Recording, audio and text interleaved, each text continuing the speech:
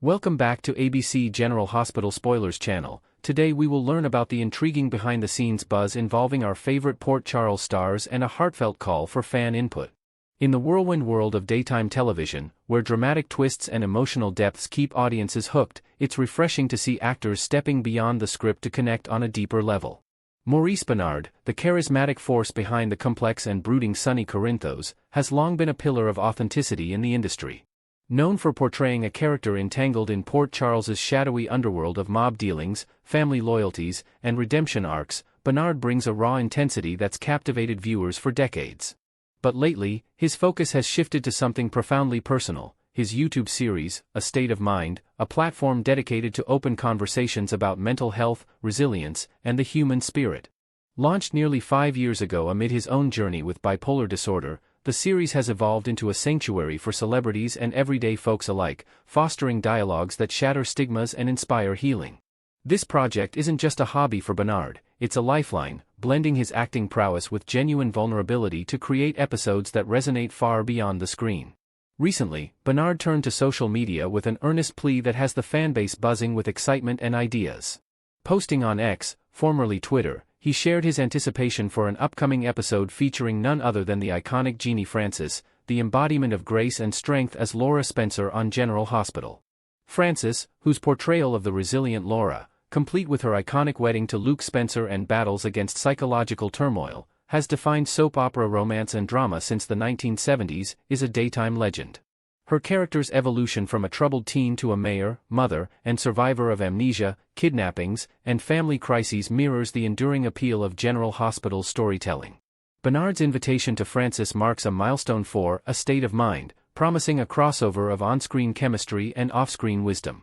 Yet, in a move that highlights his collaborative spirit, Benard admitted he's seeking inspiration from his loyal followers.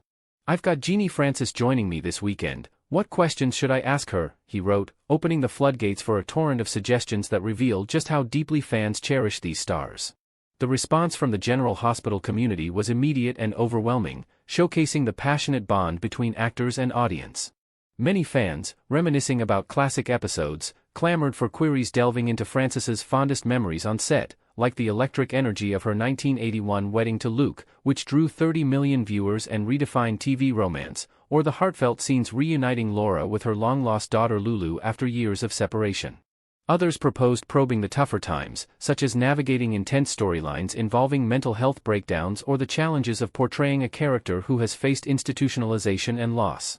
One inventive fan even suggested asking about hypothetical what-if scenarios. What if Laura had never fallen for Luke? How might that have reshaped Port Charles's power dynamics? These questions not only highlight Francis's storied career but also underscore the therapeutic value of reflection in Benard's series. Fans also expressed curiosity about her collaborative experiences with Benard himself, wondering about the nuances of filming tense confrontations between Sonny and Laura, where their characters often clash over ethics and alliances. Imagining the duo dissecting these moments could offer fresh insights into the artistry behind the drama, perhaps revealing behind-the-scenes anecdotes like impromptu script tweaks during heated arguments or the camaraderie that blooms after long shooting days. Beyond the professional anecdotes, the fan suggestions leaned into the personal, eager to uncover what fuels Ginny Francis's legendary poise. As a trailblazer who has balanced motherhood, advocacy for environmental causes, and a career spanning over 4 decades, Francis embodies quiet strength. Fans want to know her daily rituals for maintaining balance. Does she draw from Laura's resilience in her own life, perhaps through yoga sessions overlooking the California coast or journaling about life's plot twists? Some proposed questions about her views on mental health in Hollywood, tying back to Benard's mission. How has the industry evolved since her early days, and what advice would she give young actors grappling with the pressures of fame? Inventing a layer of depth, one could envision Francis sharing how portraying Laura's dissociative identity disorder in the 90s informed her support for real-world mental health initiatives, like partnering with organizations that provide counseling for performers. These inquiries promise to peel back the glamour, revealing the woman behind the icon and reinforcing A State of Mind's core message that vulnerability is a superpower. Benard's humility in crowdsourcing ideas speaks volumes. After years of hosting, he's reminding us that the best conversations are co-created, much like the evolving narratives on General Hospital. This fan-fueled episode has all the makings of a standout in the series' catalog, potentially rivaling past gems like Benard's chats with fellow soap vets or musicians who've navigated personal storms. Picture the dynamic: Benard, with his straightforward empathy, guiding Frances through laughs, tears, and triumphs, while clips from their General Hospital arcs flash as visual aids. It could spark broader discussions on how soap operas have long tackled taboo topics, from addiction in Sunny's arc to Laura's psychiatric struggles, paving the way for shows like Benard's to thrive. As of now, Benard hasn't teased specifics, keeping the suspense alive and encouraging more input before the taping. This approach not only builds hype but also democratizes the content, making fans feel like co-hosts in this vital dialogue. Shifting gears back to the fictional streets of Port Charles, where alliances fracture and secrets simmer, General Hospital continues to deliver pulse-pounding developments. Will Sunny's latest power plays intersect with Laura's mayoral duties in unexpected ways? Or could this real-life crossover inspire on-screen nods, like a meta moment where characters reflect on their actors' off-screen bonds? Only time, and daily viewings, will tell. For now, this blend of reality and real life reminds us why we tune in, for the drama, the heart, and the unbreakable connections that span screens and lives. Next, we will learn about the explosive power play that could unravel Port Charles's hidden networks of intrigue and deception. In the shadowy underbelly of Port Charles, where secrets fester like open wounds, Jen Sidwell emerges as a cunning architect of change, poised to dismantle the fragile alliances holding the city's elite together.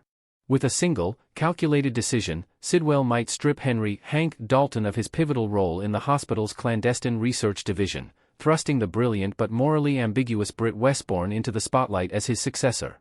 This shift isn't just a personnel swap, it's a seismic event that could expose long-buried conspiracies, forcing Dalton to contemplate a daring leap to the World Security Bureau, where international espionage beckons like a siren's call. Imagine the tension: Dalton, burdened by the weight of ultra-classified experiments involving experimental serums and genetic manipulations, now faces obsolescence at Sidwell's hands, while Britt, with her own labyrinthine history of ethical compromises, steps into a role that demands unwavering loyalty or total destruction. The stakes skyrocket here, as both players carry baggage heavy enough to sink the Quatermain Empire, potentially dragging innocents like Maxie Jones or even a returning Liesel Albrecht into the fray through unforeseen alliances. Britt Westbourne's plight in Port Charles has devolved into a desperate scramble for relevance, a far cry from her days commanding the hospital's corridors as chief of staff with iron-fisted authority. Demoted to menial intern duties that barely mask her simmering resentment, she finds herself adrift in a town that views her as damaged goods, tainted by scandals involving her father Caesar Faison's ghostly legacy and her own brushes with mortality. No benevolent figure like Monica Quatermain extends a lifeline. Instead, Britt's survival hinges on shadowy deals forged in isolation, such as her covert operations at the opulent Five Poppies Resort, a haven disguised as luxury but pulsing with illicit activity. There, amid gilded suites and whispered negotiations, she traded sensitive data on rare neurological compounds for life-sustaining medications, vials that kept her Huntington's disease at bay just long enough to plot her next move. These exchanges, cloaked in anonymity, arrived with cryptic notes bearing the initial C, a signature that evokes chilling possibilities. Could it be the resurrection of Caesar Faison himself, pulling strings from a presumed grave, or perhaps a surrogate bearing his ruthless intellect? Envision a scene where Britt, alone in her dimly lit apartment overlooking the harbor, deciphers the note's elegant script, her heart pounding as memories of Faison's manipulative charisma flood back, hinting at a larger syndicate blending hospital funding with resort-backed black market ventures. The enigma of C deepens the mystery, casting long shadows over Britt's precarious position and inviting wild speculations that could redefine Port Charles's power dynamics.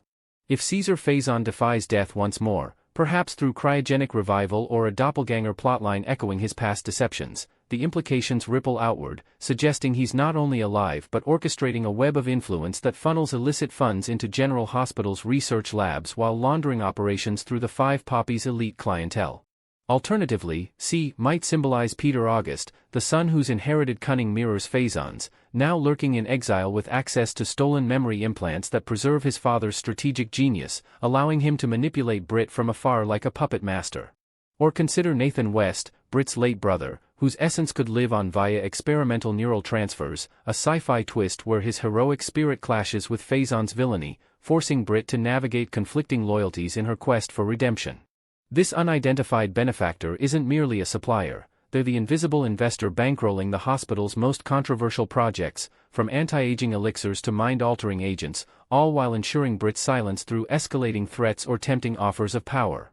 In a newly imagined subplot, Brit discovers a hidden ledger at the resort detailing C's transactions, revealing ties to international arms dealers who view Port Charles as a testing ground, heightening the urgency for her to secure a stable position before the noose tightens. Though Brit has never openly vied for Dalton's esteemed research directorship, the relentless pressures of her enigmatic overlord could coerce her into this high-stakes arena, mirroring the coerced obedience she's endured for years amid a cascade of moral dilemmas. Picture Brit in a tense boardroom confrontation, her sharp wit clashing with Sidwell's icy demeanor as he dangles the job like forbidden fruit, knowing her expertise in covert medical trials makes her irreplaceable, yet her volatility a liability. Over the past few years, she's danced on the edge of exposure, from faking her own death to evade enemies to brokering deals that blurred the line between healer and harbinger, all under the thumb of this spectral C who demands compliance or oblivion. Forced into the role, Brit might initially resist, consulting confidants like her mother Liesl for guidance, only to realize that leading the research could grant her leverage to uncover C's true identity and sever the chains binding her. This evolution adds layers to her character, transforming her from a sideline survivor into a strategic force, potentially allying with unlikely figures like Ava Jerome to safeguard the hospital from external threats while internally sabotaging Sidwell's more ruthless agendas. As the storyline unfolds, viewers might witness Brit's internal monologue in voiceover, grappling with the temptation of power versus the fear of repeating her father's sins, enriching the narrative with psychological depth.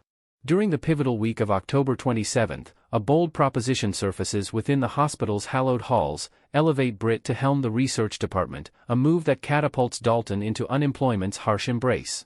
Sidwell, ever the opportunist with his own veiled connections to corporate espionage, envisions Brit's unorthodox methods accelerating breakthroughs in bioenhancement tech, perhaps even weapons disguised as cures, all while Dalton, now jobless, leverages his encyclopedic knowledge of quantum-level pharmacology to seek refuge elsewhere.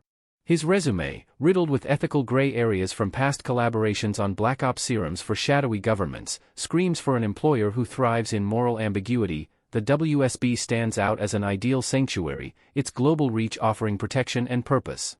Jack Brennan, the Bureau's seasoned operative with a knack for navigating treasonous waters, already knows Dalton's tangled history from intercepted intel, and hiring him could bolster the WSB's domestic threat assessments, especially if Port Charles's labs are experimenting on vulnerability-inducing viruses.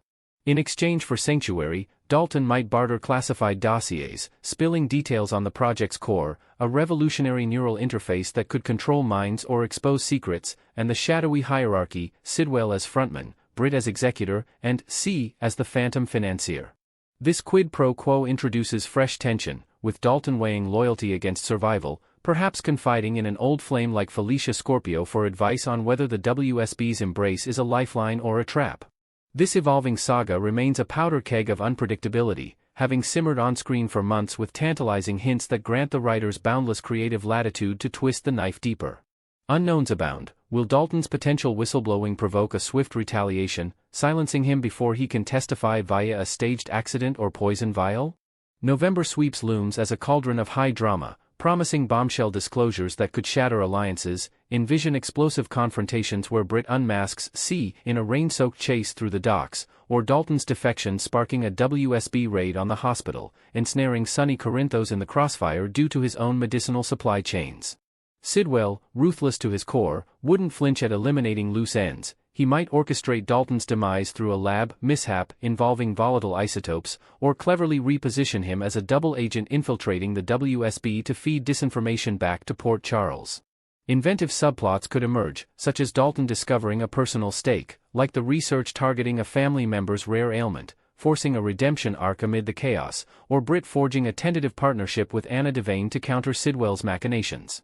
The month ahead pulses with suspense, from clandestine meetings in abandoned warehouses to ethical showdowns in the ER, ensuring fans are glued to their screens for every heartbeat of revelation.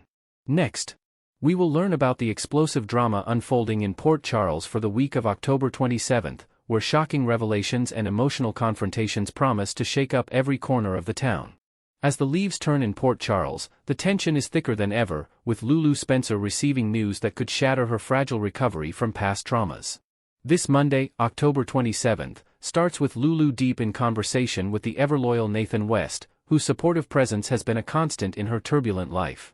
The upsetting revelation hits like a thunderbolt. Perhaps it's tied to lingering secrets from her time in a coma or a fresh betrayal involving her son Rocco's safety, leaving Lulu reeling and questioning every alliance she's rebuilt. Nathan, ever the protector with his detective instincts honed from years on the force, steps up immediately, vowing to stand by her side no matter the cost, maybe even pulling strings at the PCPD to uncover the source of this bombshell. Meanwhile, across town at the bustling Metro Court, Jen Sidwell shares a tense lunch with his enigmatic son Marco Rios, their discussion laced with whispers of corporate intrigue and hidden agendas. Spotting Sonny Corinthos dining with his resilient daughter Christina Corinthos Davis, who's navigating her own sobriety journey amid family pressures, Sidwell seizes the moment to approach the mob kingpin. This unexpected encounter could spark a volatile alliance or ignite a feud, especially if Sidwell's overture involves shady business deals that threaten Sonny's empire, forcing Christina to witness her father's world colliding with fresh dangers. Adding layers to the day's emotional tapestry, Portia Robinson opens up in a raw heart-to-heart with her daughter Trina, delving into the scars of Trina's wrongful accusations and Portia's regrets over past deceptions at the hospital. Their bond, tested by lies and legal battles, strengthens as they pledge mutual support against upcoming storms. Simultaneously, Gio Palmieri, the young musician grappling with his immigrant roots and hidden family ties, confides his deepest fears to Emma Scorpio Drake, whose own adventurous spirit from her parents' legacy offers him a glimmer of hope amid his uncertainties. Tuesday, October 28th, ramps up the confrontations as Jason Morgan, the stoic enforcer whose loyalty to Sonny knows no bounds, corners Carly Spencer in a heated exchange that echoes through the corridors of their shared history. The spark? Carly's fiery clash with Britt Westbourne in the steamy confines of the Metro Court's sauna the previous day, where tempers flared over accusations of meddling in personal lives, Britt's sharp tongue accusing Carly of sabotaging her budding connections, while Carly defends her fierce protectiveness over those she loves. Jason's intervention isn't just brotherly concern, it's a reminder of their intertwined fates, from co-parenting Jocelyn to dodging FBI shadows, urging Carly to tread carefully before her impulsiveness drags them all into chaos. Elsewhere, Curtis Ashford stumbles from a devastating blow, possibly news of a faltering casino venture or a health scare tied to his family's legacy, leaving him dazed and desperate. Turning to the wise and compassionate Laura Collins, the former mayor whose political savvy and empathetic ear have guided many through crises, Curtis seeks solace and strategy, their conversation weaving through memories of his late grandmother and the Ashford family's resilient spirit in Port Charles. Nina Reeves, ever the cunning publisher with a vendetta-fueled agenda, plays her cards slyly, perhaps manipulating headlines in The Invader to expose vulnerabilities in her rivals' lives, her actions a calculated strike born from her obsession with reclaiming what she's lost. At the Quartermaine mansion, Ned Quartermaine attempts to temper his Aunt Tracy's fiery outbursts, drawing on their shared bloodline of corporate ruthlessness to appeal to her sense of family unity, though Tracy's sharp wit dismisses his pleas amid brewing ELQ boardroom battles. Portia, still raw from her talk with Trina, extends an olive branch to Ava Jerome, the artist-turned-mob wife whose own artistic soul mirrors Portia's vulnerabilities. Their outreach could forge an unlikely partnership against threats from the Cassadine shadows or hospital politics. The midweek drama peaks on Wednesday, October 29th, with Ronnie Bard dropping a bombshell announcement that sends ripples through the Quartermaine dynasty, catching them utterly off guard in a scene ripe with betrayal and high-stakes maneuvering. Is Ronnie succumbing to Drew Kane's underhanded proposition, perhaps a deal involving falsified Aurora media documents to undermine ELQ's dominance, her ambition clashing with the Quartermaine's storied legacy of power plays? The fallout blindsides key players like Ned and Michael, forcing frantic damage control in opulent boardrooms lined with family portraits. At General Hospital's nurses' station, a powder keg ignites as Britt Westbourne and Elizabeth Baldwin lock horns in a blistering face-off, their rivalry fueled by professional jealousies and personal grudges. Britt's snide remarks about Elizabeth's nursing shortcuts clashing with Elizabeth's accusations of Britt's elitist attitude, all witnessed by hurried staff and patients. This clash might escalate if it uncovers deeper secrets, like Elizabeth's hidden ties to the Hook Killer saga or Britt's undisclosed health struggles. Curtis, still shaken, faces off tensely with Isaiah Gannon, a shadowy figure whose motives, tied to underground networks or corporate espionage, could unravel Curtis's carefully rebuilt life, their encounter crackling with unspoken threats in a dimly lit alley or backroom deal. Nathan West, channeling his protective instincts, delivers a stern warning that hangs heavy in the air. It could be safeguarding a loved one from an impending danger, like a stalker targeting Maxie Jones, or unmasking Nathan himself as an unwitting pawn in a larger conspiracy, his cop facade cracking under pressure. Lulu and Dante Falconeri, whose rekindled romance has weathered kidnappings and mob wars, erupt in a passionate clash, arguments flying over trust issues and parenting decisions for Rocco, their love tested by the day's cumulative stresses in a heartfelt yet stormy reconciliation attempt. Thursday, October 30th, sees Tracy Quartermaine seeking refuge in a bottle, her usual ironclad composure crumbling under the weight of personal losses and family betrayals that have piled up like unpaid debts.